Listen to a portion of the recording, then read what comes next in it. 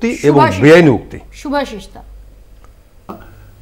ওই কনস্টিটুয়েন্সিতে যেখানে মেয়েটি তিলোত্তমা থাকতেন সেখানে আমি 1993 সালে ভোটে যে ছবিটা দেখাচ্ছ তুমি, সেখানে যার হাতে মাইক্রোফোন সে পার্থ দাশগুপ্ত, বাপাশে সঞ্জীব, তার পাশে রিন্টু চক্রবর্তী, তার পাশে নান্টু নির্মল ঘোষ, তার পাশে জ্যোতিপ্রিয় মল্লিক।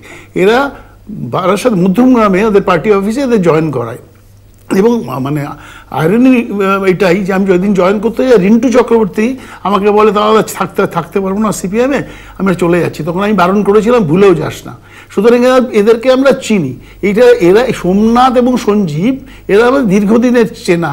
সুতরাং এরাদের নান্টু ঘোষ, নির্মল ঘোষ বড়ে করেছে।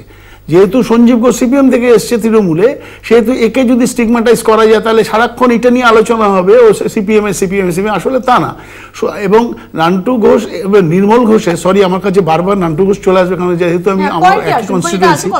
এবার ঘটনা যেটা হয়েছে, এরা বুড়ো হয়েছে। আমার কথা হয়েছে হলো সঞ্জীব এই কাজটা করেছে, এত উদ্ধত্ত তৈরি হলো কার জোরে, কে বলেছে, কার ফোন এসেছিল যে সঞ্জীব বলেছে রক্তগঙ্গা বইয়ে দেবে। সঞ্জীবকে আমি ছোটবেলা থেকে চিনি, ইজ এ ফাইনেস্ট পসিবল বয়।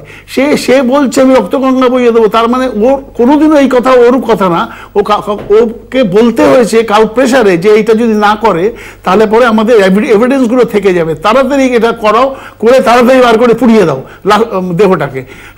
শুধু তাই নয়, এবং এটা মৃতের বাবাও বলেছেন যে আমাকে ধারে কাছে ঘেঁচতে দেয়নি, আমাকে প্রেশারাইজ করেছে সোমনাথ দেও, এবং সোমনাথ দে বেশি করেছে যে আপনাকে আসতে হবে না, আমরা যা করার তাড়াতাড়ি করে দিচ্ছি, না না না দেরি করলে হবে না, এখনই দাহ করতে হবে। এইগুলো সবটাই হয়েছে হলো under the instruction of Nirmal Ghosh, MLA of Panihati. কাস্টাডিতে নিয়ে জিজ্ঞাসাবাদের দাবি তুলেছেন শুভেন্দু অধিকারী। আমি এই প্রসঙ্গে আলোচনায় ফিরবো, আমি সুমনদার কাছেও যাব। ছোট্ট একটা বিরতি নিচ্ছি, তার আগে বিরতির পর ফিরছি, দেখতে থাকুন বাংলা বলছে।